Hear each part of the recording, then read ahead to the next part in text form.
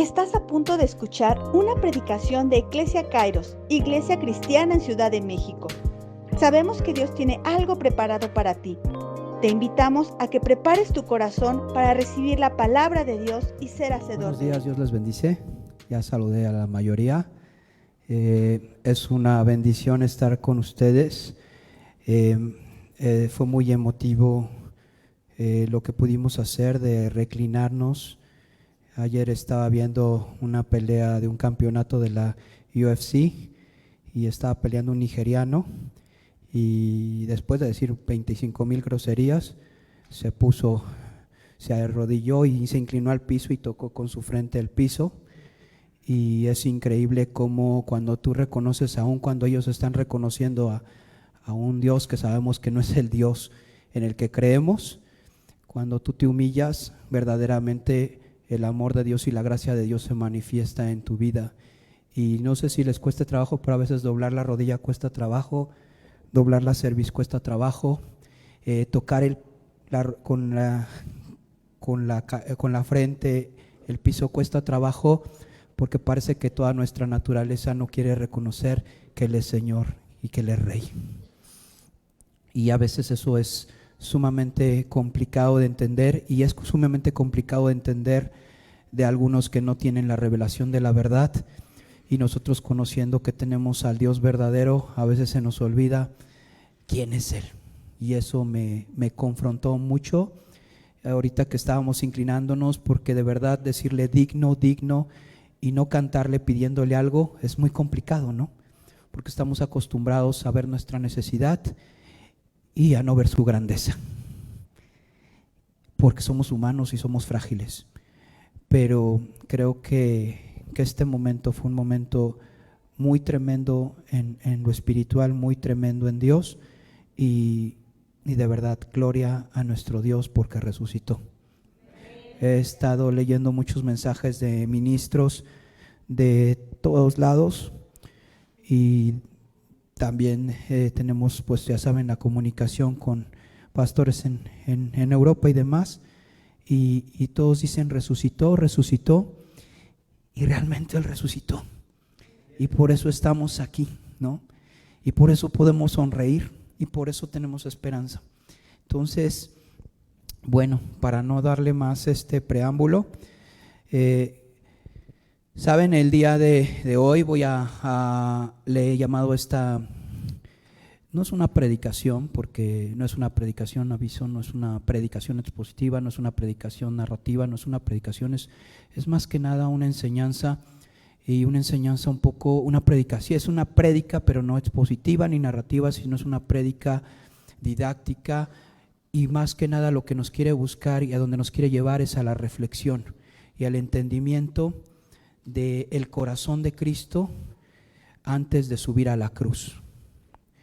¿Ok? Entonces, es un desafío predicarles esto. Les voy a decir por qué. Porque son realmente 7 pasajes, son 7 predicaciones en una. No quiere decir que nos vamos a aventar 7 horas, no se espanten. 7 por 1, predica 45 minutos este brother, 7 por 4, ¿cuánto es? El que no supo y dijo 20, ya está en paz. El que sí lo multiplicó bien ya está espantado. Pero no es así, es un reto realmente. Pero como esta generación está acostumbrada al Twitter, entonces sabe leer rápido pequeños mensajes y pequeños shots o pequeñas píldoras, o como le quieran llamar, 150 caracteres, ¿no? Tiene un Twitter. Entonces está acostumbrada a poder leer eso y poderle rápido dar sentido a todo. Yo le daré, no lo haré como un Twitter, literalmente no voy a hablar 150 caracteres y me voy a otro, pero trataré de ser lo más breve posible. Pero sí quiero que pongan mucha atención, necesito que pongan mucha atención, porque son verdades muy profundas que Cristo quería que supiéramos, porque era importante que las supiéramos. ¿Por qué? Vamos a ver de qué se trata. Jesús sabe que llegó al final del viaje con sus amigos. Jesús sabe que ya se acabó el viaje. Jesús sabe que se terminó el camino con sus amigos. Él se va y sus amigos se quedan. Sus amigos, aún incrédulos, no saben qué va a pasar, porque dicen, pues ¿cómo que te vas? ¿Quién rayos sabe que se va a morir? Es más, cuando más anhelamos morirnos, no nos morimos, ¿no? Me quiero morir, pues nada más quieres, pero no te mueres, ¿no? Y cuando es no me quiero morir, te mueres, ¿no? Pues así es de paradójica la vida, ¿no? Sin embargo, en este momento Jesús sabe que se va porque es Dios. La próxima vez que se vean será en una realidad distinta o bajo una realidad distinta para despedirse hasta que llegue el nuevo cielo y la nueva tierra, ¿ok? Es un momento de despedirse. Miren, Él está por morir. Cristo está por morir. Y hay tres preguntas que me hice, o dos preguntas principalmente, que son: ¿cuáles serán sus últimas palabras? ¿Cuáles serán sus últimos consejos? ¿Cómo será la despedida de su amigo y de su maestro? ¿Sabes? Cuando alguien está a punto de partir y tienes la oportunidad de verlo, hay algo que surge en tu vida y es la expectación de saber qué es lo último que va a decir o cuál es la despedida. O si no te da tiempo de verlo, cuando se lea el testamento o las últimas palabras, toda la gente está expectante de saber qué fue lo último que pensó de mí, que me dejó, que dijo de mí, o qué es lo más importante o cuál es el último consejo. Como padre yo te puedo decir que una de las preocupaciones más grandes es que tú te mueras en un accidente y que no puedas decirle a tus hijas, a mis hijas, tengo 2 hijas, que no le pueda decir a mis hijas qué hacer o cómo vivir o algunas cosas. Oye, ¿sabes qué? Saca de la cuenta, este es mi NIP, esta es mi clave, veas y pides esto, el banco tiene que pagarte esto, tienes este seguro, tienes esto otro. Por favor, no dejes de estudiar, a ver, cásate con este, no te cases con este, sigue tu propósito. Y como ya te estás muriendo, sí te va a hacer un poco más de caso. Entonces, el punto es que es algo bien importante. ¿Cuáles son las últimas palabras? ¿Me explico? ¿Cuáles son las últimas palabras que tú puedes decir? Y hay una expectación tremenda porque quizás no lo están viendo los apóstoles, quizás no lo están viendo los discípulos de Cristo, pero son sus últimos deseos de Cristo. Vamos a ir al Evangelio de Juan. Este no es un evangelio sinóptico, sino es el cuarto evangelio, es el Evangelio de Juan. Vamos a ir al versículo 13, vamos a recorrer a partir del versículo 13 algunos pasajes. Y a mí me sorprende el Evangelio de Juan, porque Juan es un evangelio que está hablando y se está reflejando mucho hacia la divinidad de Dios, hacia esa visión fuera de lo natural y fuera de lo normal y fuera de lo humano. ¿Me explico? Es una visión más allá de lo normal. Es una visión que me fascina Juan, porque bueno, yo estoy en un área en lo profesional que se llama estrategia societaria y estuve antes en estrategia de cobranza y me gusta mucho esa palabra estrategia. Y a mí me gusta pensar que Juan es un evangelio sumamente estratégico y táctico. Es un evangelio que te dice qué hacer, cómo hacerlo, cómo vivir y hacia dónde vas. Pero no en una dimensión natural, sino en una dimensión sobrenatural. Es decir, habla de la divinidad de Jesús, habla de la divinidad de Dios, pero habla también de tu participación dentro de lo sobrenatural o de lo divino de Dios, de tener un rey que está en los cielos. ¿Me explico? Y muchos amamos Juan porque ¿qué es lo primero que le dices los que fuimos o crecimos en iglesia tradicional y demás? ¿Qué es lo primero que le dices a alguien cuando llega a la iglesia? ¿Qué es el pasaje que te tienes que saber? ¿Cuál es el pasaje que te tienes que saber por lo menos?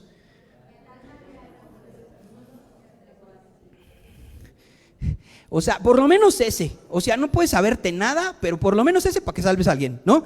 O sea, ese es el de cajón, ¿no? No te sabes nada, te dicen Judas y dices, pues ese no se ahorcó, ¿a poco escribió?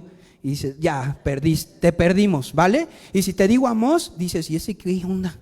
¿No? Entonces, pero cuando te digo Juan 3:16, ese sí, amén. Ese lo preguntas y seguro que no te dejan a ti viendo así como en concierto, cuando grita alguien y dice, ¿ustedes? Y todos, no, todos contestan y muchos contestan. ¿Por qué?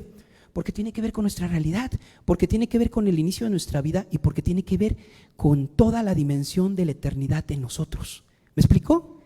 Porque allí, en ese Juan 3:16, se aprecia la diferencia entre vivir eternamente o morir eternamente. Entonces, es un pasaje tan trascendente, pero es un pasaje tan visionario que se han predicado millones de sermones de Juan 3:16 y no son exactamente iguales. ¿Por qué? Porque la infinidad de la mente de Dios es tremenda. porque el Espíritu no lo podemos entender. Pensamos que los grandes científicos y los grandes inventores tuvieron una gran mente y se nos olvida que la mente de Cristo es sublime. ¿Me explico? Entonces, vamos a caminar en Juan, porque ya debo de dejar de estar hablando de Juan en este sentido e irnos a estos pequeños mensajes. Primer mensaje, ¿cuáles son las últimas palabras, sus últimos consejos? Vamos a ver Juan 13, versículo 33 al 35, por favor. Busquen ahí su Biblia, su dispositivo, o nos lo ponen aquí enfrente en la Nueva Versión Internacional, lo vamos a ver. Juan 13, 33 al 35, dice: mis queridos hijos, poco tiempo me queda para estar con ustedes. Me buscarán, y lo que antes les dije a los judíos, ahora se lo digo a ustedes: a donde yo voy, ustedes no pueden, ¿qué? Ir. Este mandamiento nuevo les doy, que se amen los unos a los otros. Así como yo los he amado, también ustedes deben amarse los unos a los otros. De este modo, todos sabrán que son, ¿qué? Mis discípulos, si se aman los unos a los otros. El primer punto, o el primer Twitter, o como le quieran llamar, es: me despido. ¿Cuál es el primer mensaje de Jesús? Me despido, ámense. Ya me voy. Ámense.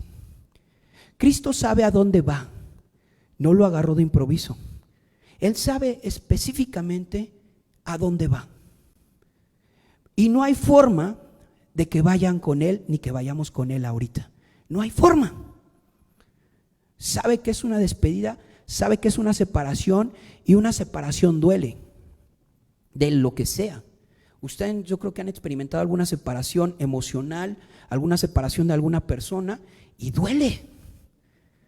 Si ustedes me dijeran duele, podría doler algo tan efímero como una mascota, o tan efímero como una mascota. Pues hace 8 días nos tuvimos que despedir de nuestra mascota, y dolió, y lloré, y yo dije: ¿por qué estoy llorando por un perrito? Y luego Dios me dice: pues llora, pero es un perrito, pero es creación mía. Es que no debo de llorar. ¿Quién te dijo que no?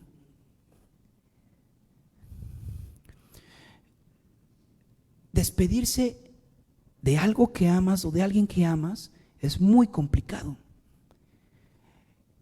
Y Cristo sabe que va a ser complicado para ellos.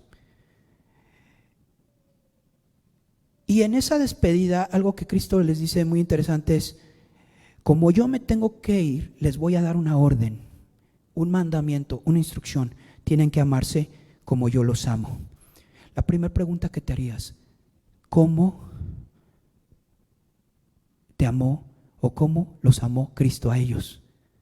Y te voy a dar la respuesta en una sola palabra: cruz.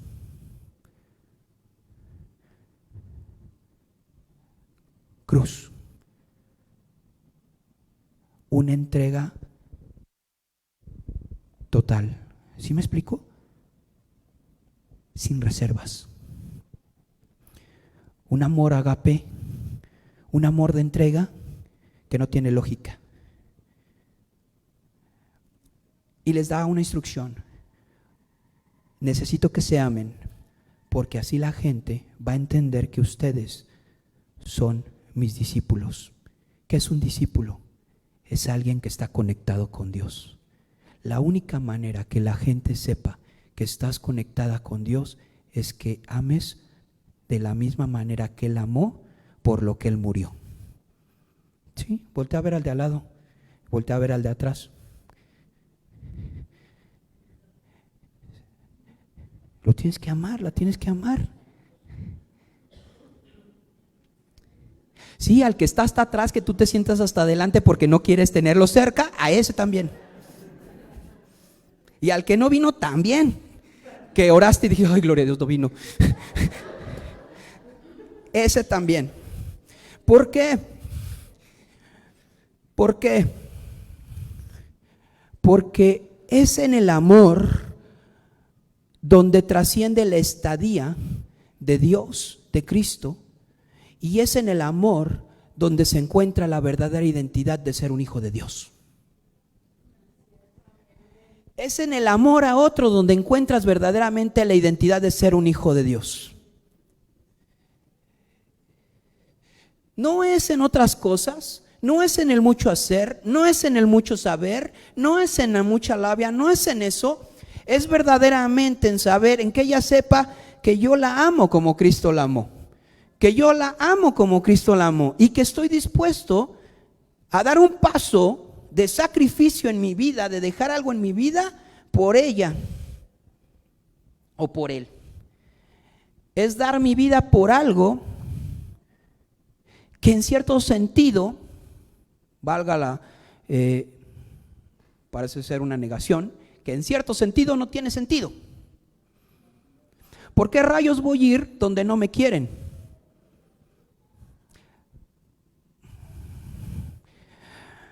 Y hoy que nos acompañan algunos hermanos que trabajan en esto de las misiones, pregúntenle a ellos. ¿Por qué quieren ir donde no los quieren? Y a mi hija que anda en Querétaro, ¿por qué quieres ir donde no te quieren? ¿Por qué no vas donde te quieren? Tienes que ir donde te quieren, ahí donde están. ¿Por qué quieres ir allí donde te quieren linchar? ¿No? Estaba leyendo ayer en el Wall Street Journal que estaban regresando una iglesia completa de chinos que estaban en Tailandia. Y están viendo si les dan asilo en Texas. Y dije, ¿por qué se meten en esos rollos? Primero los corren de China, los corren de China por estar ahí que hablando de Cristo. Y los chinos no quieren a Cristo. Y luego dicen, bueno, vamos a Tailandia donde menos lo quieren y donde está prohibido. Y ahora vamos a Tailandia. Y ahora los regresan a Tailandia y se van a Estados Unidos a ver si los aceptan. Y dices, ¿pero qué necesidad?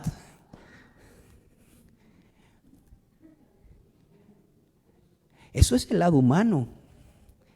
El lado de Dios, el amor de Dios, te diría, y si estuviera Cristo y te diría, ¿y qué necesidad tiene de que yo me suba a la cruz?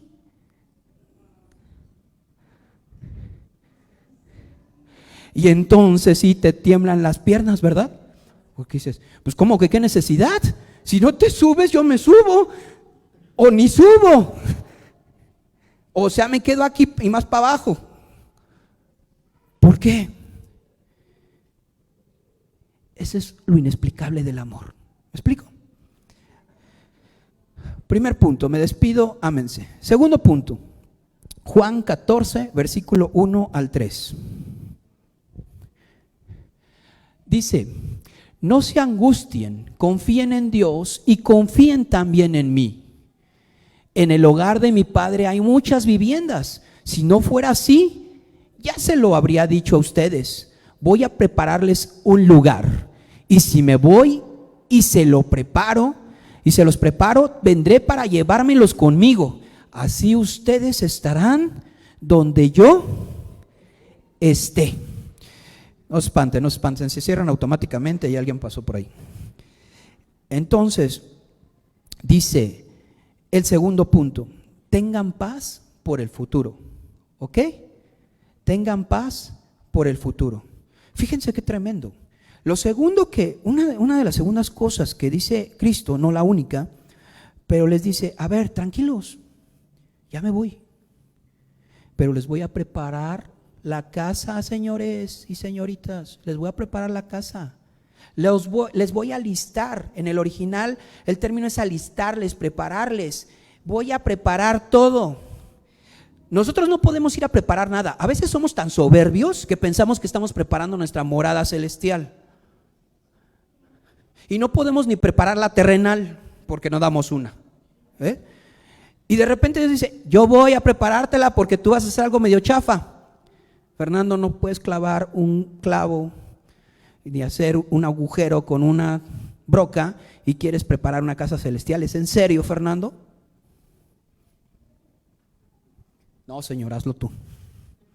Hazlo tú. Él dice, vendré para llevarnos. Qué tremendo. Un día Cristo llega y dice, nos vamos. Vámonos. Dices, pues vámonos, ¿no? Amén. Un día va a venir y nos va a llevar y estaremos con Él. ¡Wow! O sea, sí, ¡wow! ¿No te emociona? Mira, dale un aplauso a Dios porque va a venir por ti y por mí. Gloria a Dios, a veces queremos que venga ya. Fíjate, te voy a poner dos imágenes. La primera imagen, llega un árabe de Dubái o de Qatar, ahora que fue el mundial, y tiene muchos millones y todo es de oro, ¿no? Esos cuates son extravagantes y todo es de oro. Y te dice, vente a vivir conmigo a mi casa, vas a tener todo lo que yo tenga. Y dices, no, me gusta ser pobre. Y dice, no, vente.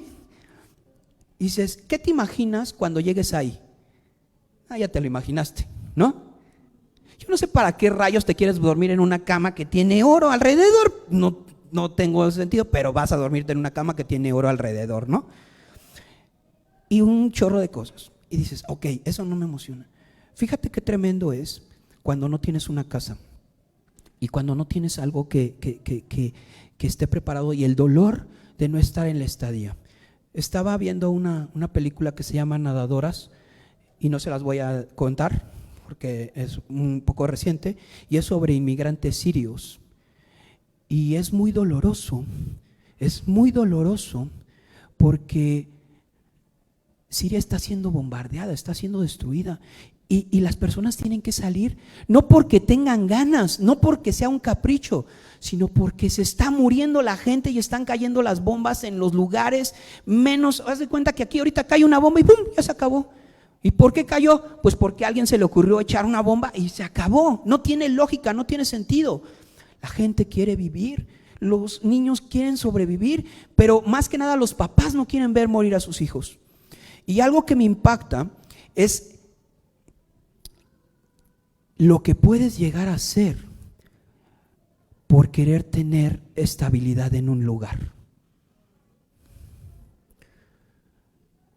Puedes llegar a poner en riesgo tu vida, pero ¿sabes algo increíble? Que cuando llegan a ese lugar donde se supone que todo va a estar bien, adentro sabes que no estás en casa y quieres estar en casa y no puedes regresar a casa. Y Cristo dice esta mañana, yo los voy a llevar a casa, porque donde estás no es tu casa. Por eso es que no te ubicas en esta casa, porque este no es nuestro hogar.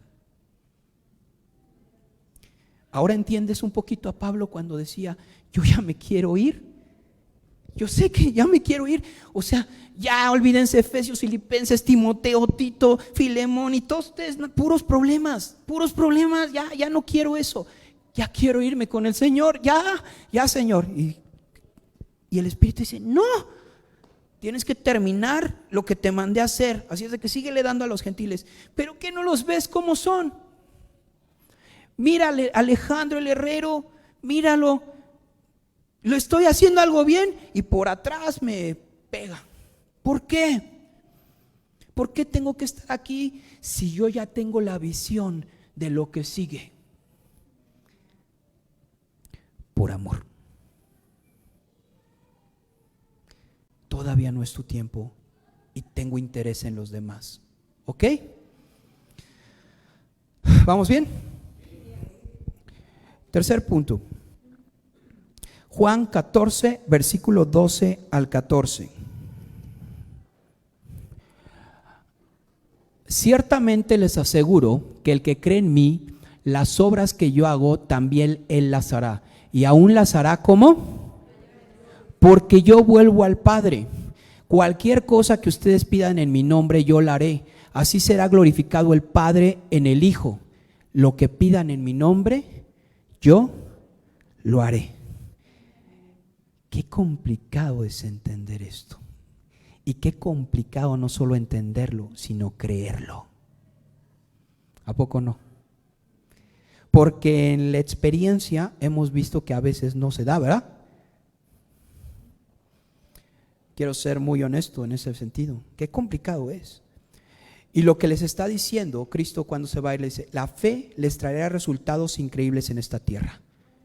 La fe les traerá resultados increíbles en esta tierra.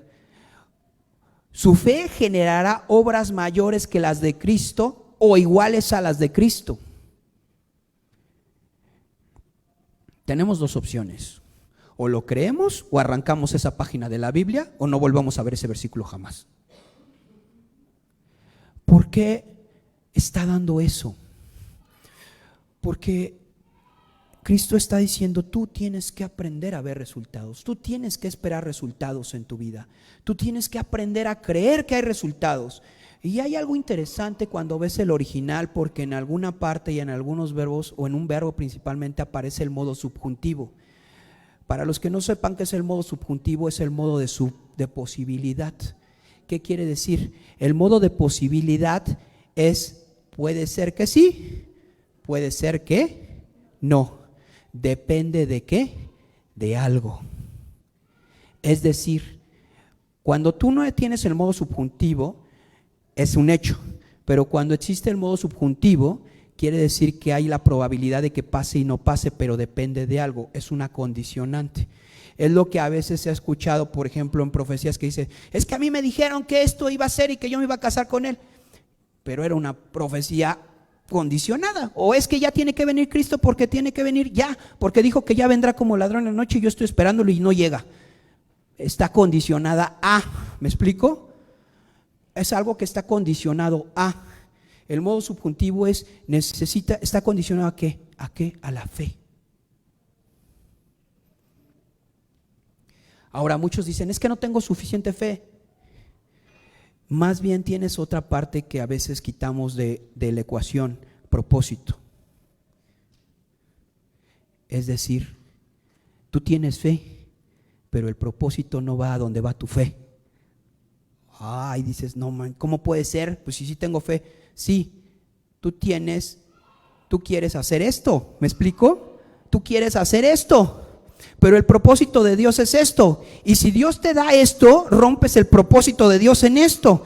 Es que yo quiero trabajar aquí. Y Dios dice, si tú trabajas aquí, no maduras acá.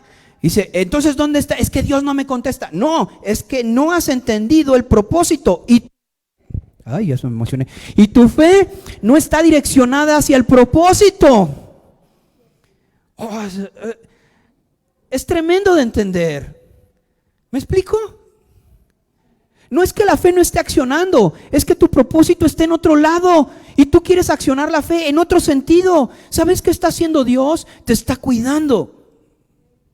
Y está cuidando a lo que depende de tu propósito. Porque entendamos algo, no somos individuos, no andamos en individualidad. Dios no ve individuos, Dios ve comunidad, ve iglesia. No dice, hola Pablo, hola Timoteo, iglesia. Los nombres no importan. Los apóstoles se enojaban porque decían, ya, que Pablo, que que Silas, que no sé qué. Maduren, señores, maduren. Es iglesia, es comunidad, es amor. Somos, no eres. Sí, dale gloria a Dios porque eres, no, somos, y eso es, hermanos. Aprendamos a leer el propósito de Dios, aprendamos a ver la mente de Dios, aprendamos a ver los ojos de Dios, los ojos del Espíritu, y ver a Dios y decir hacia dónde está mirando, hacia dónde está apuntando, y apunta tu fe ahí.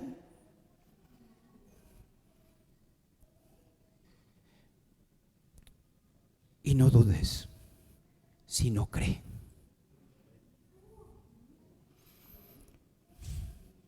Amén. Dios está diciendo, pónganse atentos porque me tengo que ir y ustedes van a trastornar el mundo. Y les voy a dejar la fe que trastorna el mundo. Vamos al cuarto punto, Juan 15, 18. Juan 15, 18 y 19. Dice de esta manera, si el mundo los aborrece, tengan presente que antes que ustedes me aborreció a mí. Si fueran del mundo, el mundo los amaría como a los suyos, pero ustedes no son del mundo, sino que yo los he escogido de entre el mundo. Por eso el mundo, ¿qué? Los aborrece. Otra de las cosas que les dice Cristo es, dice, tendrán tensión cultural, tendrán tensión en sus vidas, hermanos, tendrán tensión, porque no pertenecen a este mundo, ¿me explico? El mundo no entiende la cultura del reino, el mundo no entiende la cultura del reino. ¿Por qué queremos adoctrinar al mundo en nuestra religión? Nosotros no necesitamos adoctrinar el mundo en nuestra religión, necesitamos cambiar al mundo a Cristo, a ser discípulo de Cristo. No adoctrinemos el mundo no entiende el reino. Porque no tiene nueva vida, porque no ha nacido de nuevo, porque no tiene el Espíritu. ¿Sí me explico? Lo que la gente no entiende, ¿sabes qué hace? Lo odia. Cuando alguien no entiende algo, lo natural es ¿qué? Odiarlo o rechazarlo. ¿Por qué? Porque no cuadra con sus ideas. Son pocos los que dicen, a ver, no entiendo esto, pero voy a ver qué pasa, ¿no? La mayoría dice, ay, no, eso es una porquería. Y ni saben, esas son tonterías, esos son fanáticos, ay, esas son cosas que de otro rollo. Y así es la gente, no lo entiendes y ya dices adiós. Y en esta cultura, en este tiempo, es más fácil desechar, porque ¿sabes qué onda? Mientras tú estás desechando una idea, te llegaron 15 nuevas en tu Twitter, en tu Instagram, en tu Facebook, y ya tienes de dónde agarrar, ¿me explico? Hoy sustituyes muy rápido. Antes abrazabas una idea porque decías, uy, de aquí que me compre un libro, va a pasar como un mes, pues ya ni modo, lo tengo que leer. Hoy dices, ay, no, este ya me aburrió, y bajas y ¡pum!, descargas y ya tienes 15 más. Y dices, ay, ya lees la primera página, ya me aburrió, y es otro. Y yo, ay, ya llevaba 2 páginas, ay, no, ya, este ya no, ay, no, qué aburrido. Y así eres, ¿me explico? ¿Por qué? Porque así es el mundo, así es la cultura. No entiende el reino, y menos entiende el reino porque el reino se vive desde el Espíritu.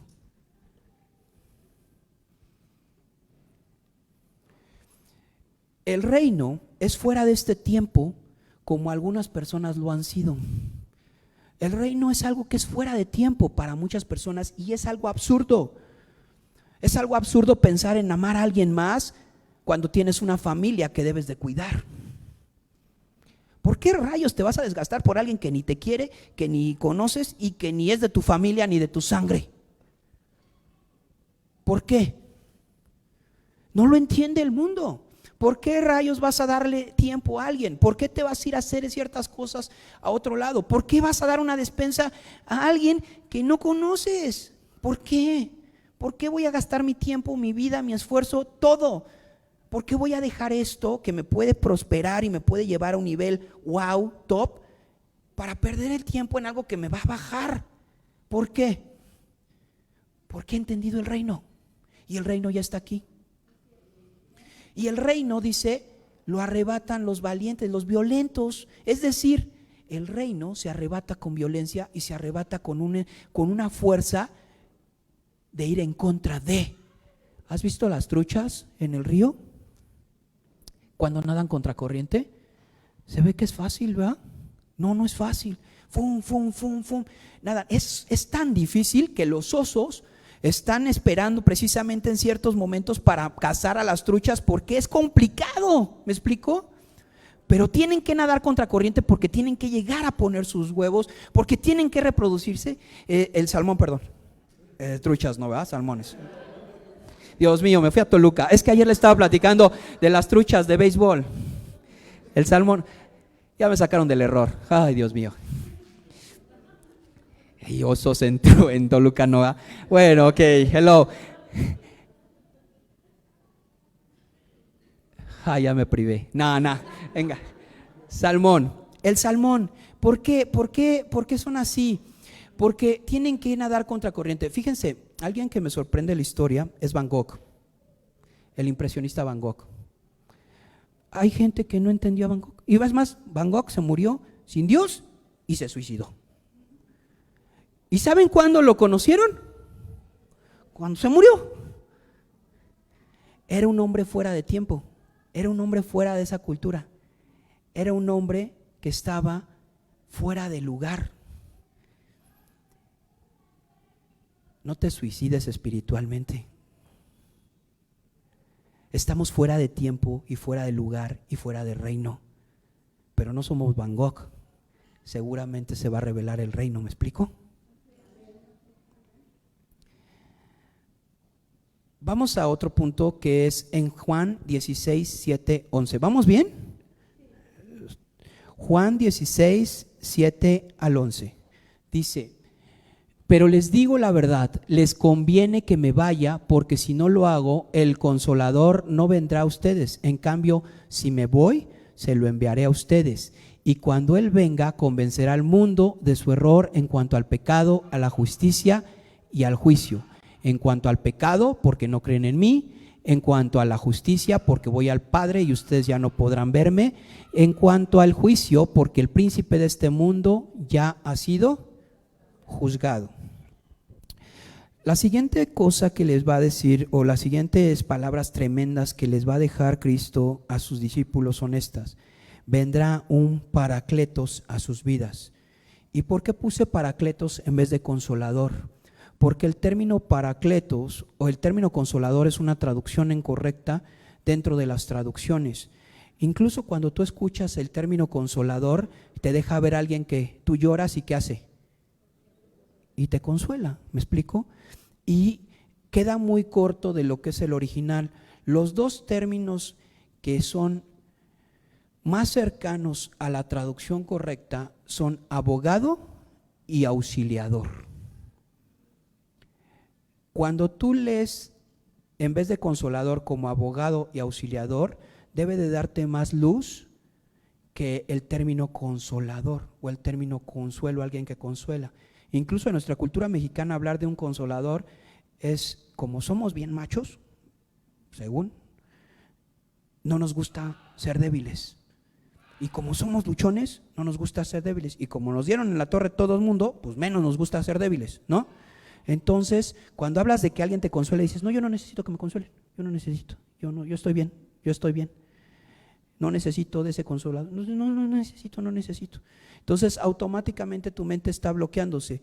Pero cuando hablas del término abogado y auxiliador, entonces le da una connotación diferente al pasaje, porque dice: alguien que está allí para estar en medio de ti y lo que viene y que te va a defender a toda costa, es el Paracletos, es el Espíritu Santo, y ha venido a tu vida.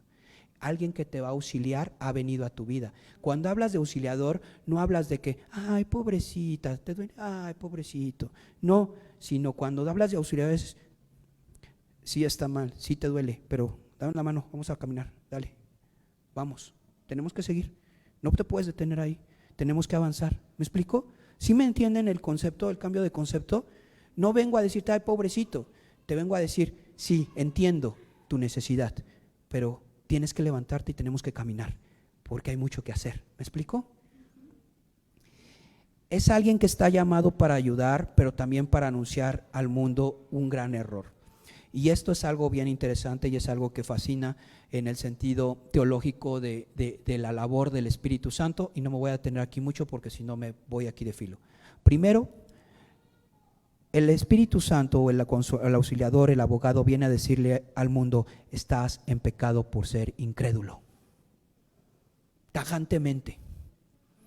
Le viene a decir al mundo: eres incrédulo, estás en pecado.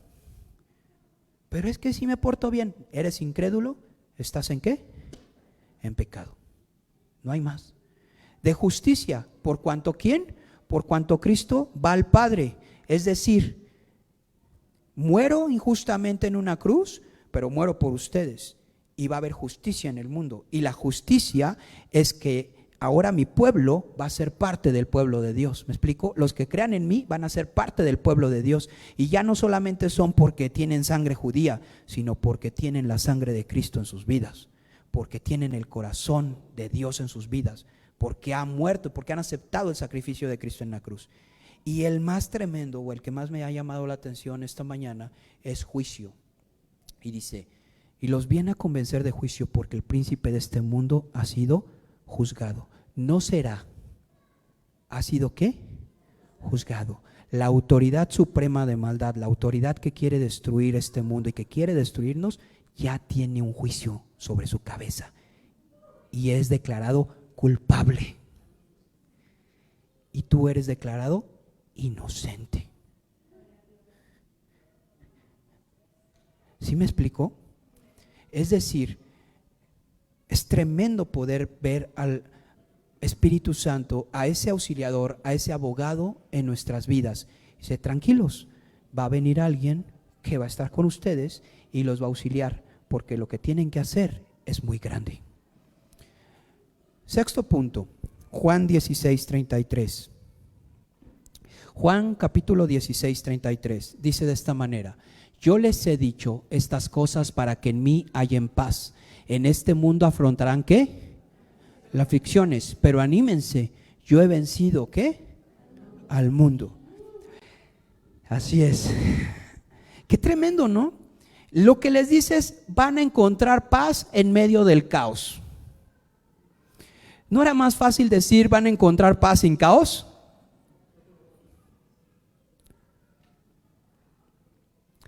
No, hermanos, no era más fácil.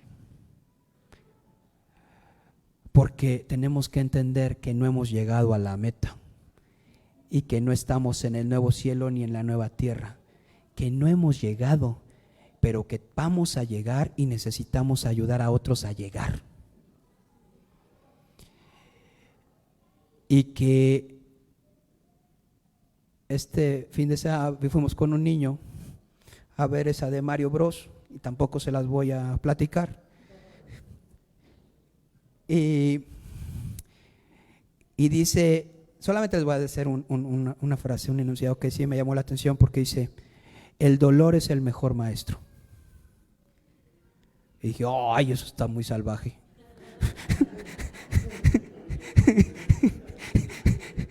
Y dije, ¿esto es para niños o qué?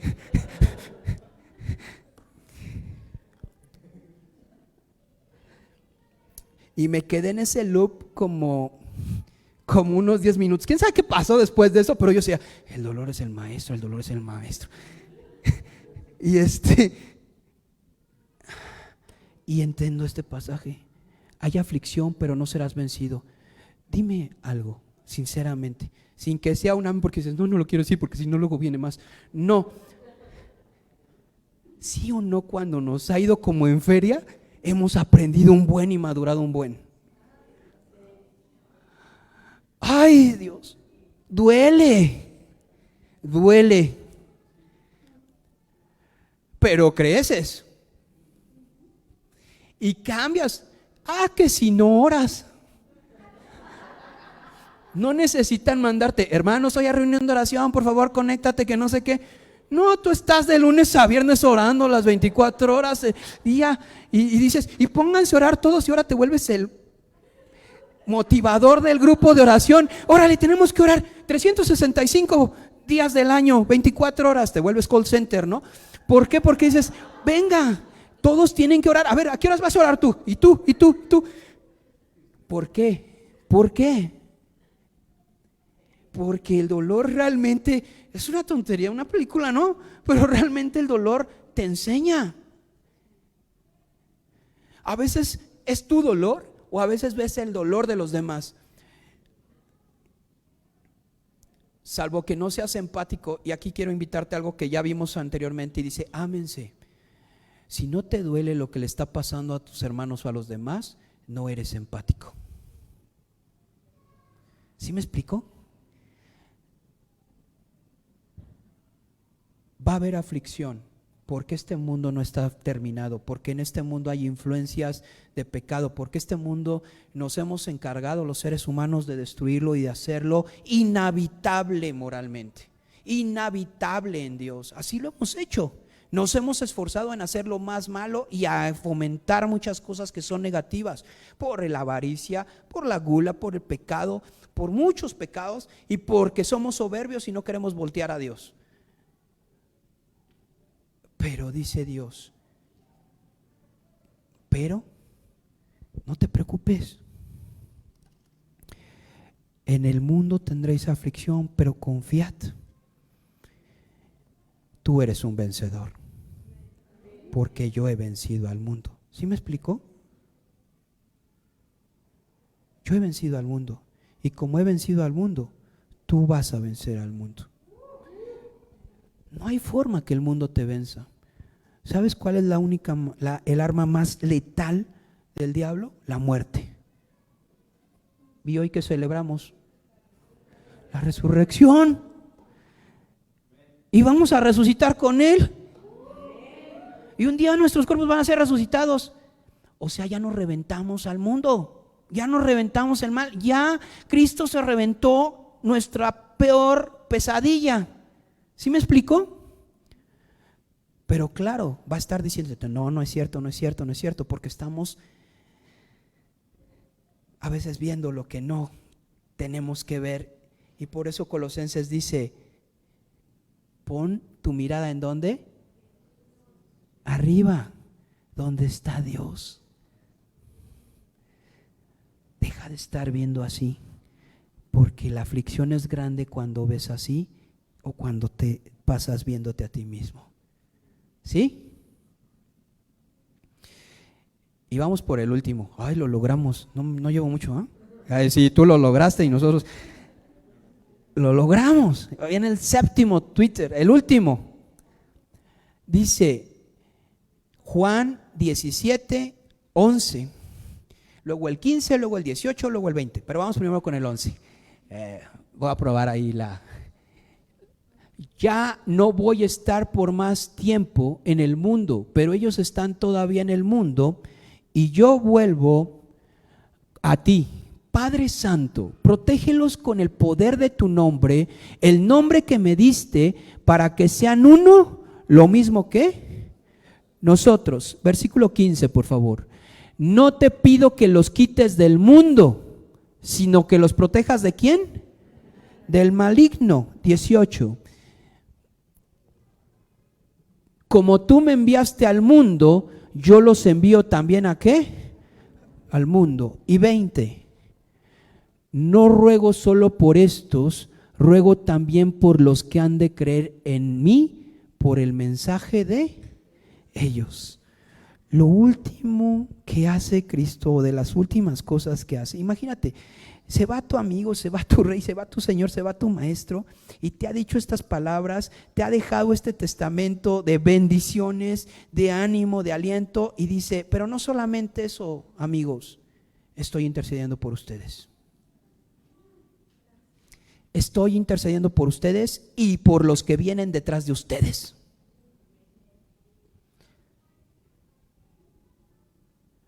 Cristo estaba intercediendo por ti, por mí, desde hace más de 2000 años.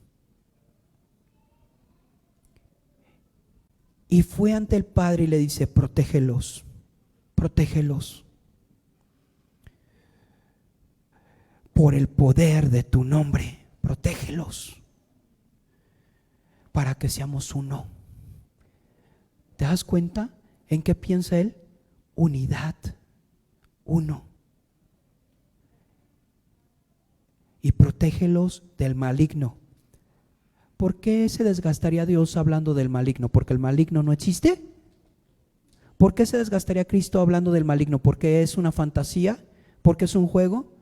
Sí nos hemos encargado a veces las iglesias de hacer cosas y hacer una caricatura del diablo mal hecha, y eso a veces nos ha quitado la dimensión y el entendimiento realmente de que hay alguien que quiere lastimarnos y quiere destruir nuestras vidas.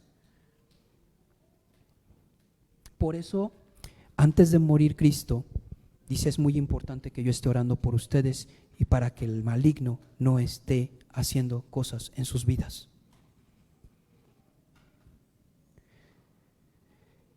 Y ocupa la palabra apóstolos o apóstoles, la palabra que viene de apóstol, que es enviado.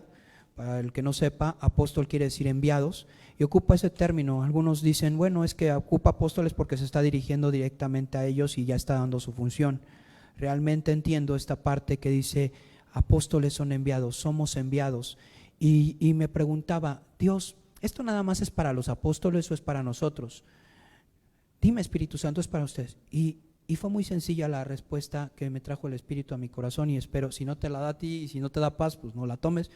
Pero dijo, ¿y cuál es la gran comisión? Ir por todo el mundo, ¿no?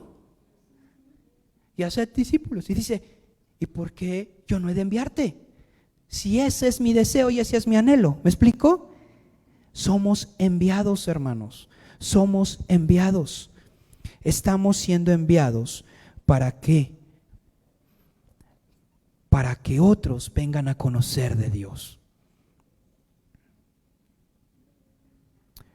Mira los lugares vacíos que están ahorita aquí. ¿Ya viste un lugar vacío? Ubica un lugar vacío. ¿Quién se va a sentar en ese lugar? ¿Quién es el que se va a sentar en ese lugar? ¿Quién? ¿Quién de tu familia se va a sentar allí? ¿Quién de tus amigos se va a sentar allí? ¿Quién de tus compañeros se va a sentar allí?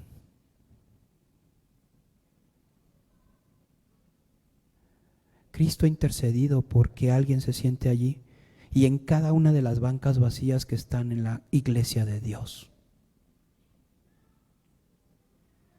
Aún en donde no hay iglesias y donde solamente hay casas, hay lugares vacíos que están esperando que alguien entienda que Él dio su vida para que nosotros, y que intercedió ante el Padre para que nosotros hagamos lo que tengamos que hacer.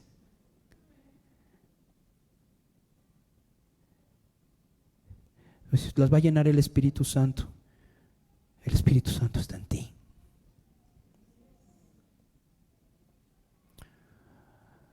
Finalizo. Lucas 24:44.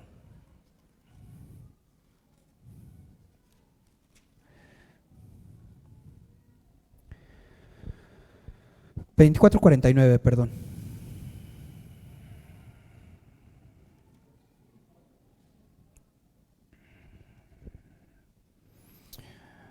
Cambié de evangelio y me voy a Lucas, aquel que habla y presenta a Cristo como hombre, aquel que habla a la humanidad, presenta a un Cristo humano, a un Cristo que realmente está luchando dentro de la debilidad de ser hombre, pero está venciendo dentro de esa divinidad que no se ha ido.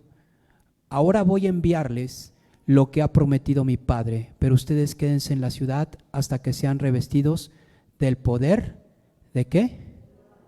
De lo alto. ¿Qué está diciendo aquí el Espíritu? ¿Qué está diciendo Cristo? Aquí ya resucitó Cristo, ¿me explico?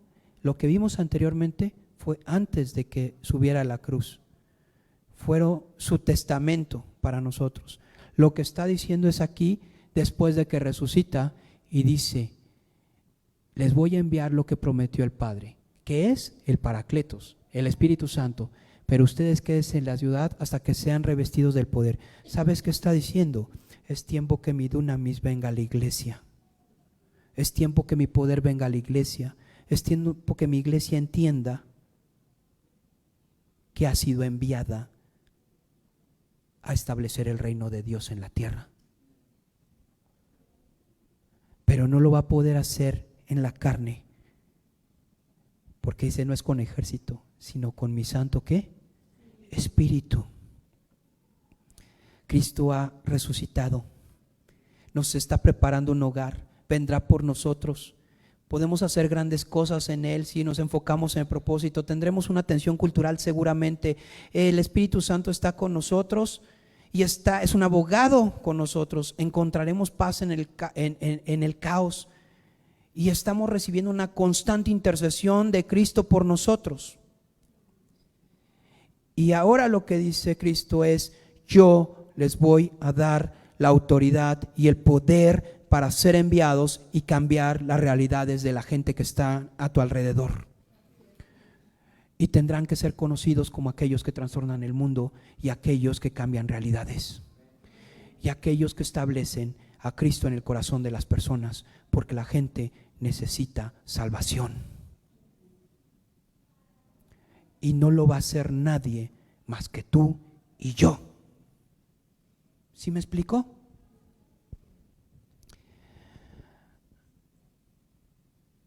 Un gran anhelo de Cristo expresa 7 ideas o más ideas, pero estas son las 7 ideas que Dios puso en mi corazón para compartirles y decirles, solo hay cosas nuevas, buenas de parte de Dios para nosotros. Y nuestra identidad se recarga en algo, hermanos, en saber que somos hijos de Dios, enviados del Padre, formadores del reino de Dios. ¿Sí me explico? Si quieres verlo más bíblico, somos reyes y sacerdotes, nación santa, pueblo escogido por Dios, para anunciar las virtudes de aquel que nos llamó de las tinieblas, ¿a qué?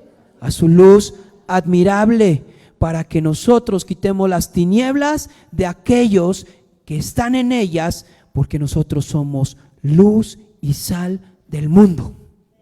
Amén. Gracias por oír esta predicación de Iglesia Kairos. Deseamos que Dios siga hablando a tu vida para formar su propósito en ti. Búscanos y síguenos en nuestras redes sociales que están en la descripción de este audio. Nos escuchamos en la siguiente predicación. Dios te bendiga.